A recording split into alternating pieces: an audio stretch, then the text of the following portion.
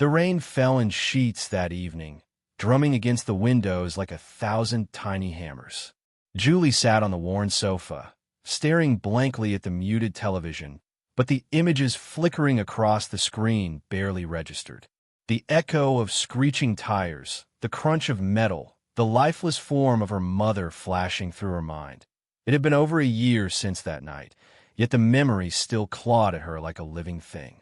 Her mother, Diane, had been the center of Julie's world, a warm and vibrant presence whose laughter could light up the darkest room.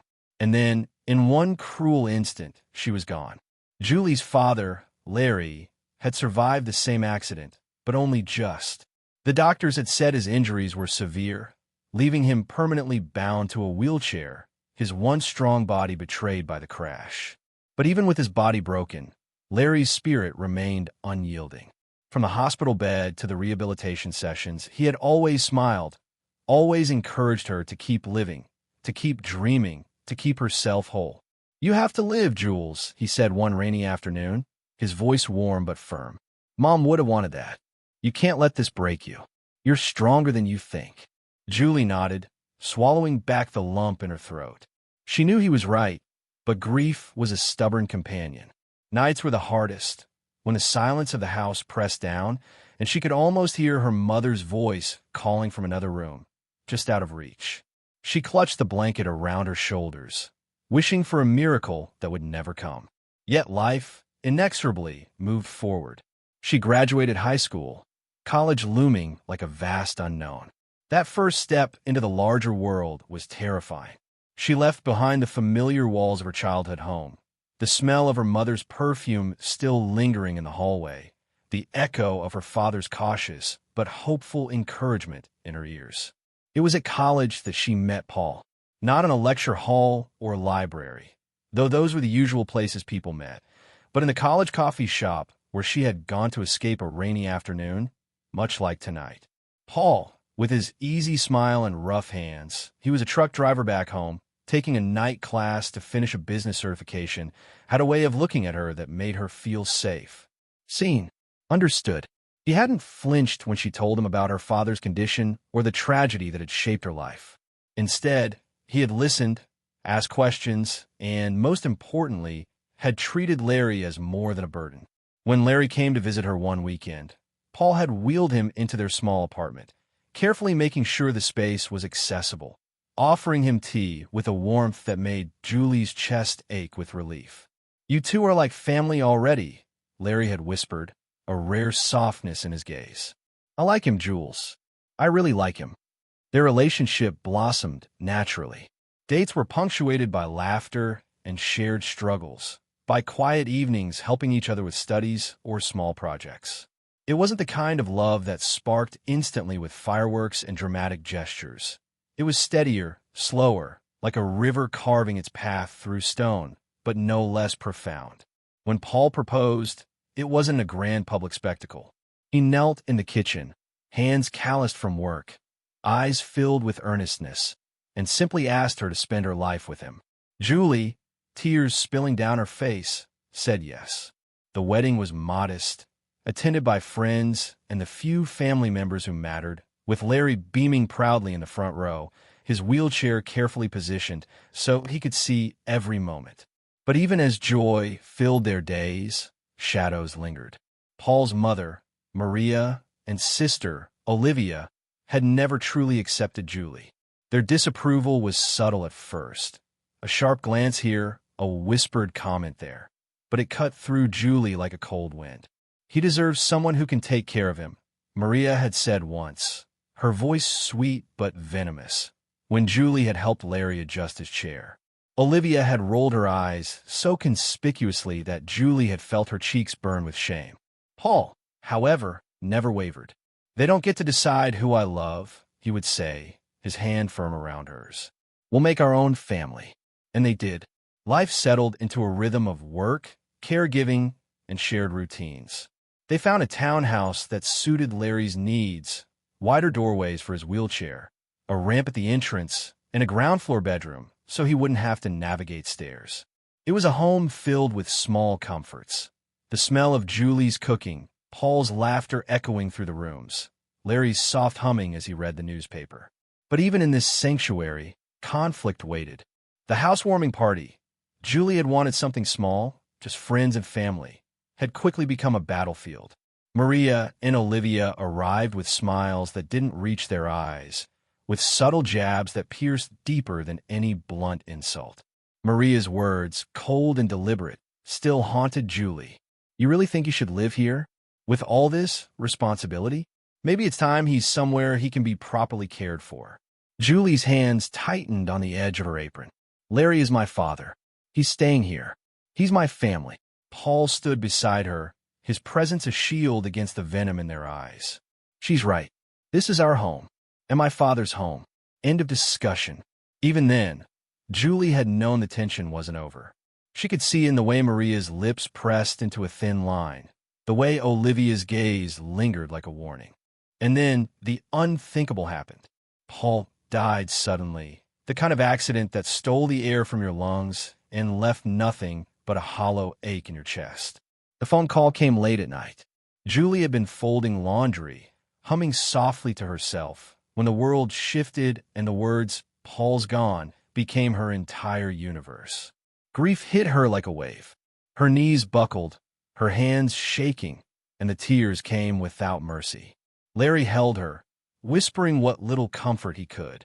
"He loved you, Jules. He always loved you, and he knew you could carry on." But even in grief, cruelty found her. Maria, cruel and remorseless, accused Julie of being responsible for Paul's death. And their absence at the funeral spoke volumes, a calculated, chilling indifference. Olivia followed suit, their combined presence in the aftermath a tempest of hostility. Yet Julie discovered a lifeline, Paul's will. Through the diligent work of a local law firm, she learned that he had anticipated the worst. Every possession, every word of instruction was left to her. Larry's care, her security, and the assurance that they were legally and morally his true family. The discovery of Paul's journal deepened her grief, revealing dreams, hopes, and intimate thoughts meant only for her eyes. And then, the miracle, a pregnancy, a child conceived with Paul, became her beacon of hope. This new life, a living fragment of Paul, symbolized resilience, a promise that even in the face of betrayal and loss, life would endure. Maria and Olivia made one final attempt to assert control, requesting to move into Larry's old apartment. Julie, stronger now, stood firm. She would not be intimidated. Calmly, resolutely, she rejected them, sealing the narrative of her own life, one shaped by love, loss, and the unwavering protection of those who truly belonged in her heart. Julie's story, though steeped in grief, was now also a story of empowerment, legal security, and the delicate promise of new life. Her journey had begun with loss, but it would continue with hope, courage, and an enduring legacy of love.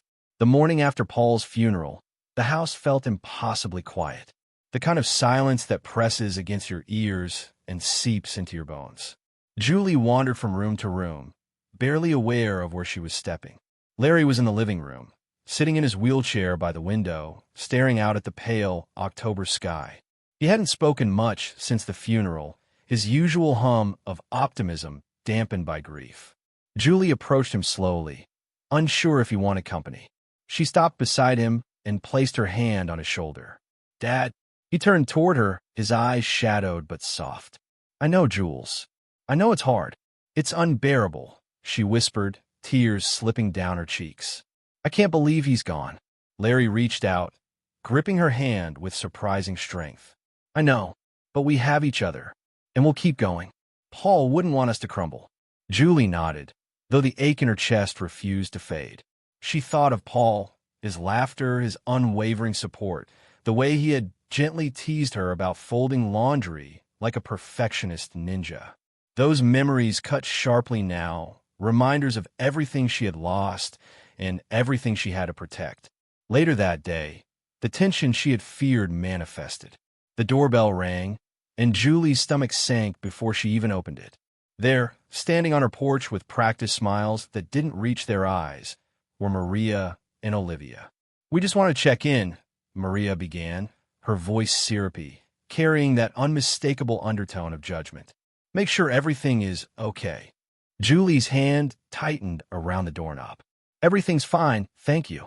Olivia, arms crossed, smirked. We were hoping to talk about the apartment. Julie's brow furrowed. The apartment? Maria stepped closer, voice low but pointed. Larry's old apartment. We think it will be better if you moved him there. For his own good, of course. To make things easier. The suggestion hit Julie like a punch to the gut. She swallowed, keeping her voice calm. Larry is happy here. This is his home, and he's my father. I will not be moving him, and I will not discuss this again. Paul's words echoed in her mind. We'll make our own family. End of discussion. She realized, almost with a jolt, that she had to channel Paul's strength now. Maria's eyes narrowed, lips pressing into a thin line. Suit yourself, she said, stepping back. Olivia gave a derisive snort, and together they left, leaving behind a silence that was heavy with threat and disdain. Julie closed the door, heart pounding. She knew they weren't done. They would return, with other schemes and subtle manipulations. She had to be ready. That night, she sat in Paul's study, the room still smelling faintly of his cologne, a blend of cedarwood and fresh laundry detergent. His journals lay open on the desk, pages filled with sketches, notes, and plans for the future they had dreamed of together. He had written about vacations he wanted to take with her and Larry, about a small farm he had once admired, even about baby names if they ever had children. Julie ran her fingers over the ink, her vision blurring with tears. Paul, she whispered, voice breaking, I'll make it all happen. I promise. The first months without Paul were a test of endurance. She navigated grief, work, and the constant care of her father, all while contending with the subtle hostility of Maria and Olivia. They sent letters called at odd hours and left gifts with passive-aggressive notes like, thought you could use some help managing things.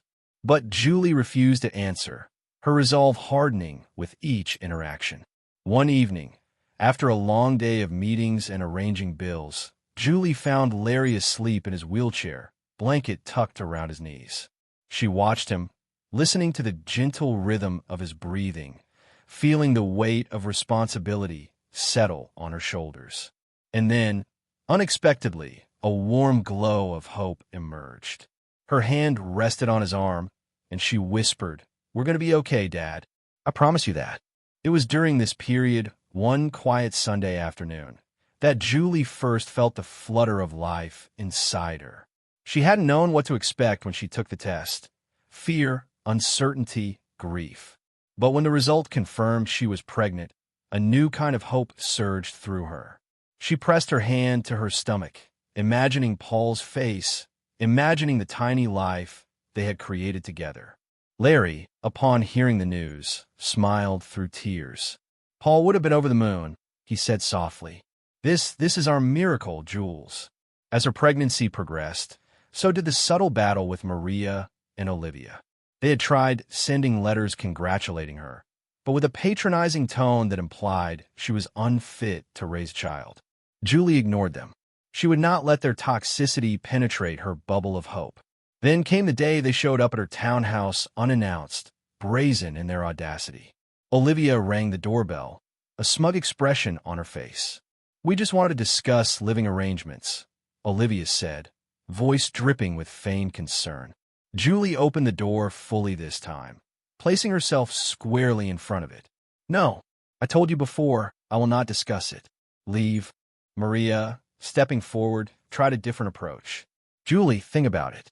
You have a newborn coming. Larry's needs. It's not easy managing everything alone. We can help. Julie's heart beat faster, not from fear but from anger. Help? You mean control. You don't get to control my life. I will not allow you to insert yourselves into mine again. Leave now. They hesitated, the words catching in their throats. For a moment, Julie saw surprise flicker across their faces, perhaps even a touch of fear that she was no longer the timid, grieving widow they could manipulate. Julie's voice softened slightly, but her resolve remained steel. You will not be coming back. Not for Larry, not for me, and not for my child. This is my family. Paul knew what he was doing when he left everything to us. I am his wife, and Larry is my father. You are no longer a part of our lives." For the first time, Maria and Olivia left without a word, and Julie felt a mixture of relief and exhaustion wash over her.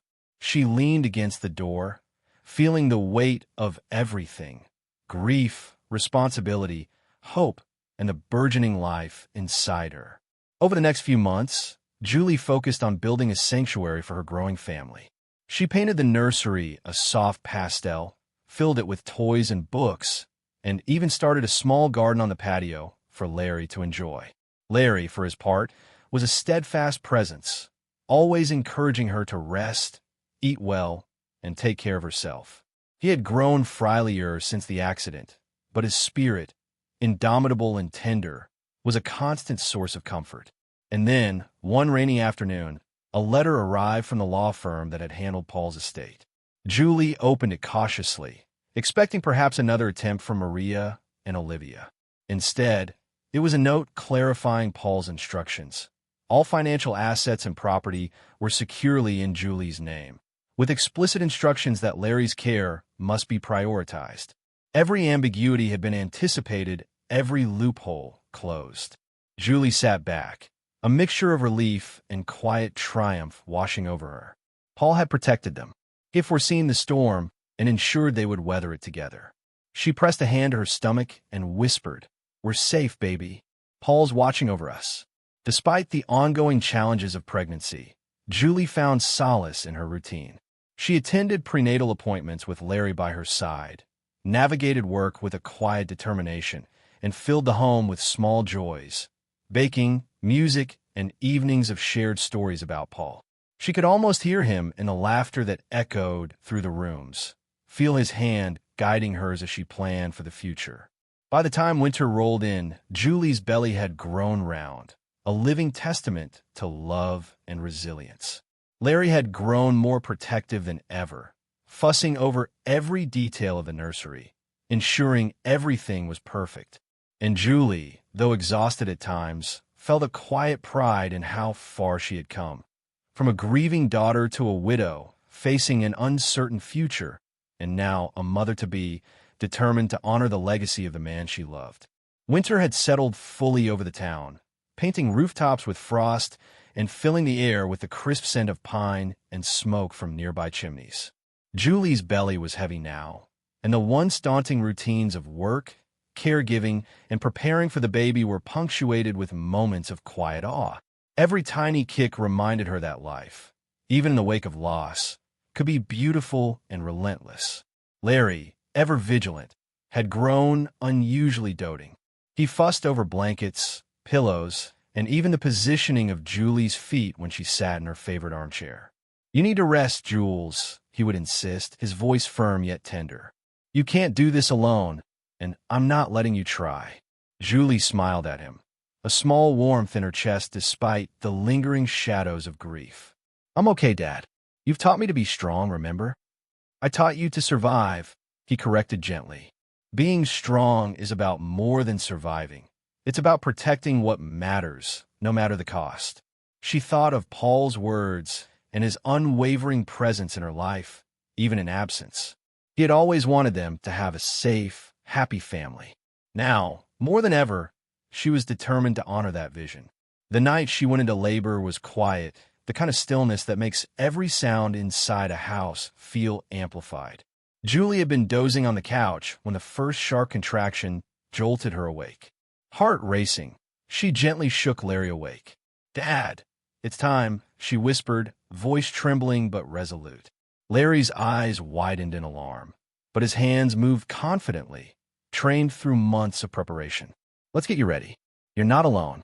Paul's hospital had been chosen months earlier, a cozy maternity ward with private rooms, soft lighting, and attentive staff.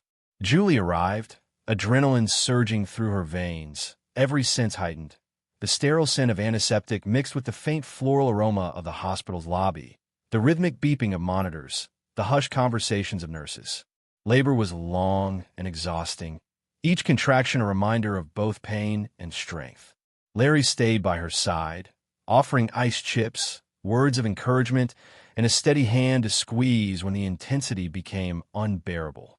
Julie's thoughts flickered constantly between fear and anticipation. She imagined Paul's face, imagined holding their child in her arms, and drew courage from the memory of his unwavering love. Finally, after hours of strain and effort, the cries of a newborn filled the room. Julie's tears mingled with exhaustion, but the sound of life, soft, fragile, perfect, was like a balm on her soul. A tiny girl, with a full head of dark hair and fingers curled around the nurse's gloved hand, was placed in Julie's arms. "She's beautiful," Larry whispered, voice thick with emotion. "Paul would have loved her so much." Julie kissed the baby's forehead, feeling a wave of warmth and relief wash over her. "We'll keep her safe, Dad. We'll make sure she knows love always." For the first time in months, the weight pressing on Julie's chest seemed to lift.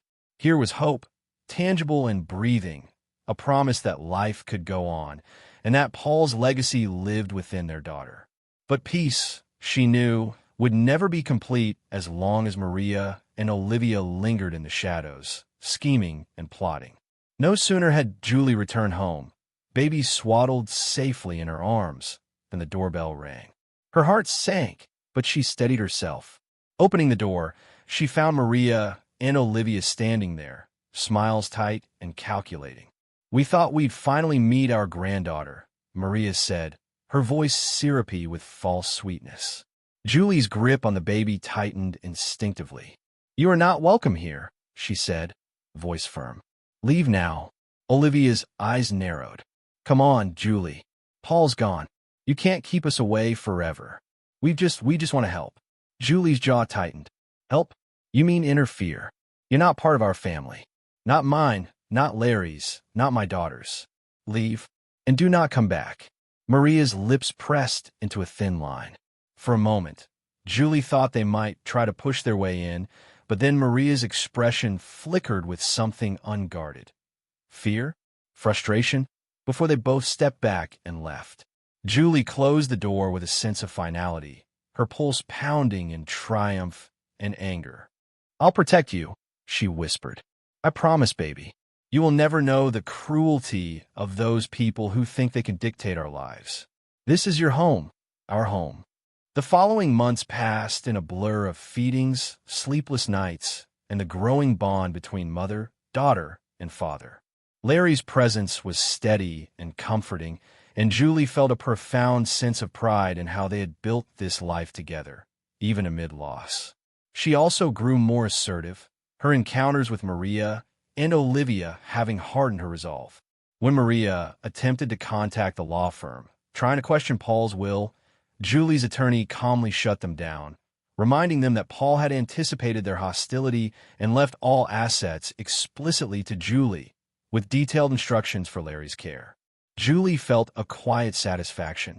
Paul's foresight, his love, and his trust in her had created a shield around their small family. No longer could anyone manipulate or intimidate them.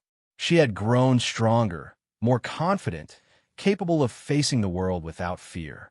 One evening, as snow began to drift lightly outside, Julie sat by the window, the baby in her lap, and Larry beside her. They watched the flakes dance in the wind, a fragile, beautiful ballet of white against the darkness of night. "She's perfect," Larry murmured. "Paul would have been proud." Julie pressed the baby gently to her chest. "We'll make him proud, Dad. We'll live the life he dreamed of together."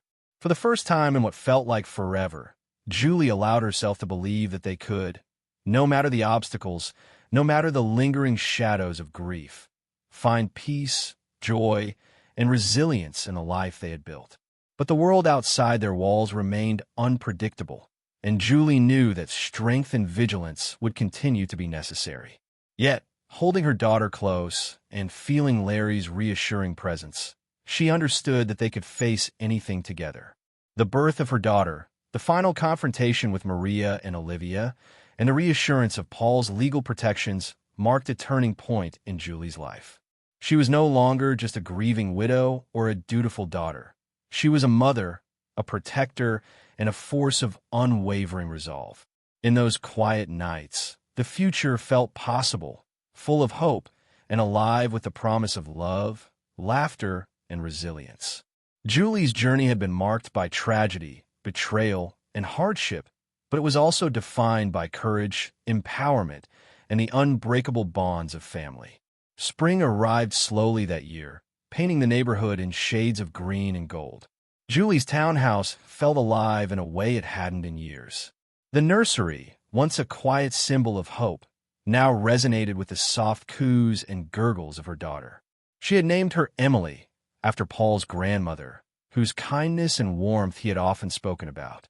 Larry, despite his limitations, was more energetic than ever. He spent mornings tending the small patio garden, humming old tunes while Emily gurgled happily in her bassinet nearby. Julie often found herself pausing to watch them, a swell of gratitude in her chest. This was the family she had fought for, the one Paul had dreamed of, and she had protected against all odds. The months of tension with Maria and Olivia had faded slightly, not because they had changed, but because Julie's firm boundaries had worn them down. Yet she knew better than to believe they were gone for good. Julie remained vigilant, ensuring that every legal and financial safeguard Paul had established was still intact. It was on a particularly sunny afternoon that the knock on the door arrived. Julie's heart sank. Maria and Olivia, uninvited, once again standing with their polished smiles and concealed malice. "We thought we'd come to see Emily," Maria said, her tone saccharine, the kind that made Julie's skin crawl. Julie stepped forward, placing herself between the door and her child. "You are not welcome," she said firmly. "Leave. Now."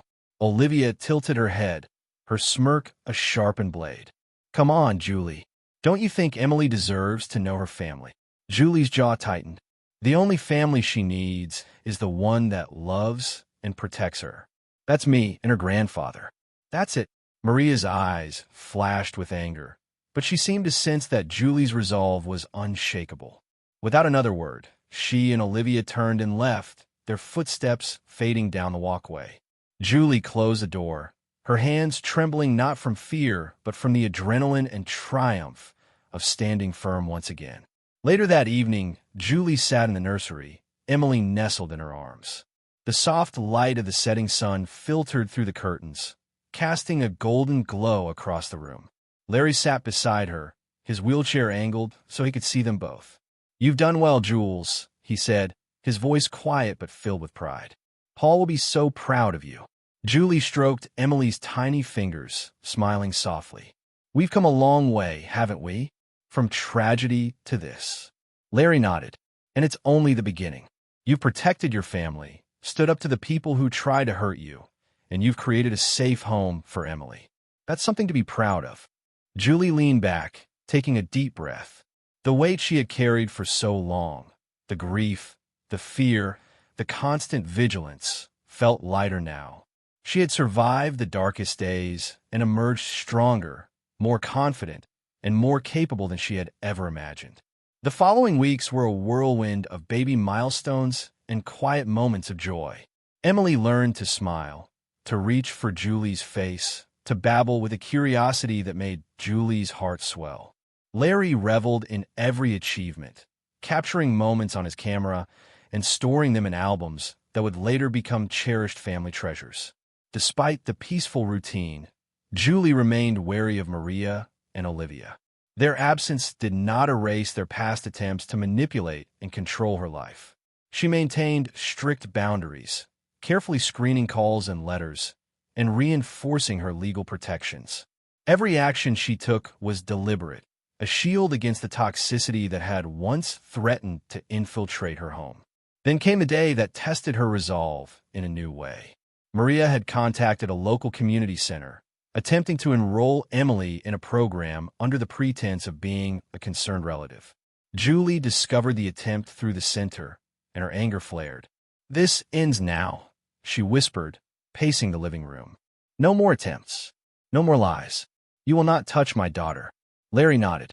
"You're doing the right thing, Jules. Paul trusted you with this family. You're protecting what matters." Julie decided to confront the situation directly. She drafted a letter, firm and unambiguous, stating that Maria and Olivia were legally barred from any involvement in Emily's life without her explicit consent. The letter was delivered through certified mail, leaving no room for misinterpretation. It was a turning point. For the first time, Maria and Olivia's attempts to influence or control Julie's life were definitively blocked. They could no longer threaten, manipulate, or intimidate her. Julie's household was finally secure, her family safe, and her authority unchallenged. With the immediate threat neutralized, Julie allowed herself to savor the life she had fought to protect. She spent mornings reading to Emily, afternoons baking or tending to the garden with Larry, and evenings sharing stories of Paul and their dreams for the future. The house, once a site of tension and grief, was now filled with laughter, warmth, and the quiet certainty of safety and love. Julie also began to look beyond the immediate needs of her family. She enrolled in online courses to further her career, determined to provide financial stability and independence. She reached out to friends she had lost touch with during the tumultuous months after Paul's death, rebuilding a support network that reinforced the strength of her household. One evening, as Julie tucked Emily into bed, she reflected on the journey that had brought them here. The tragedies, the betrayals, the loss of Paul. It had all tested her resilience, forced her to grow in ways she hadn't imagined. And yet, through it all, she had remained steadfast, guided by love, the memory of Paul, and the unwavering presence of Larry. She kissed Emily's forehead gently. "We're safe now, baby, and nothing will take that from us." Larry, watching from his chair nearby, smiled. "You've built a family, Jules. A real family. Paul would be proud, and so am I." Julie leaned back, a sense of calm and quiet triumph settling over her. She had faced the darkest storms and emerged stronger, more empowered, and ready to embrace the future. Her family, small, resilient, and fiercely protected, was her legacy. And for the first time in years, she allowed herself to truly breathe, to feel hope, and to envision a life filled not just with survival, but with love, joy, and the promise of tomorrow. Summer arrived with a gentle warmth, the sunlight spilling through the windows and illuminating the townhouse with a golden glow. Julie sat on the patio, Emily asleep in her arms, and Larry beside her, a soft breeze ruffling his hair. For the first time in years, the house felt completely like home, safe, vibrant, and full of life. Julie marveled at how far they had come. The battles with Maria and Olivia, the heartbreak of losing Paul, the sleepless nights of newborn care, all of it had forged a resilience within her she hadn't known existed. Each challenge had been a test, and each victory, no matter how small, had reinforced her strength. Larry looked at her, eyes bright with affection. "You've done it, Jules. You've protected the family, built a home, and given Emily the life she deserves. Paul will be proud, and so am I." Julie smiled, a warmth in her chest she hadn't felt in years. "We've done it together, Dad, and I think Paul's watching, smiling down at us." Emily stirred in her arms, a soft coo breaking the stillness. Julie laughed softly, rocking her gently. Her daughter's presence was a daily reminder of love, resilience, and the future they were building, one free from fear and cruelty. It had been months since Maria and Olivia's last attempt to interfere. The legal protections Paul had established, coupled with Julie's unwavering boundaries, had ensured they had no power over the family. Julie had learned to trust her instincts, to assert herself firmly, and to refuse any form of manipulation. The peace she now felt was hard-won, but it was real, solid, and unshakable. Julie began to envision the future more clearly. She enrolled in a local business course to expand her career prospects, determined to provide financial security for Emily and Larry. She also began volunteering at a women's support group, sharing her story with others who had faced loss, betrayal, and the struggle to protect their families. Helping others gave her a profound sense of purpose and a deeper connection to the world beyond her home. One evening, as the sun dipped low over the horizon, casting long shadows across the lawn, Julie and Larry sat on the porch swing, Emily nestled safely between them. The gentle creak of the swing, the distant hum of traffic, and the chirping of crickets created a serene backdrop. Julie took a deep breath, her eyes scanning the familiar surroundings. The garden Paul had once admired, the nursery filled with soft colors and toys, the cozy living spaces where laughter and life now thrived. "We've come a long way," she murmured, voice filled with gratitude. "From grief, from loss, to this our home, our family." Larry nodded, his eyes misty. "You've grown so strong, Jules. You've faced every challenge, protected every part of this family, and given Paul's legacy a new life. He would have loved seeing this, the strength, the love, the resilience." Julie pressed a hand to Emily's tiny head, smiling softly. "We'll keep building, Dad, step by step, day by day. Nothing can take this from us." And indeed, nothing could. The shadows of the past, the cruelty of Maria and Olivia, the fear and grief, they had all been confronted and overcome. Julie had proven, not just to them but to herself, that love and determination could create unbreakable bonds, and that even after tragedy, life could bloom with hope and renewal. Months turned into years. Emily grew into a bright, curious child, her laughter filling every corner of the townhouse. Larry remained a constant presence, his humor and wisdom shaping both mother and daughter. Julie continued her work, her volunteer efforts, and her quiet pursuit of happiness, always carrying Paul's memory with love and gratitude. On a quiet summer evening, as Julie tucked Emily into bed, she whispered, "You are our miracle, Emily, a gift that reminds us of love, strength, and the future we are building." Larry watched from the doorway, a proud smile on his face. "And we'll always protect you, just like we promised Paul we would." Julie closed the door, feeling a sense of peace she hadn't thought possible years ago. Her journey had been marked by heartbreak, betrayal, and challenges that tested her every limit. But it had also been filled with unwavering love, courage, and resilience. She had transformed from a grieving daughter into a powerful mother, protector, and architect of her family's future. As she sat on the porch later, watching the sun set over the horizon, Julie understood that life's fragility was matched only by its capacity for renewal. The past would always be a part of her story, but it no longer dictated her life. She had reclaimed her power, safeguarded her family, and embraced the promise of tomorrow with hope, confidence, and love. Julie's story ends not with a sense of finality, but with the enduring warmth of cautious optimism. Strengthened by family bonds, legal security, and a miracle of new life, she faced the future with a resilience and serenity born from everything she had survived. The love she had nurtured between herself, Larry, and Emily was a testament to the fact that even after the darkest storms, life could flourish, unbroken and radiant.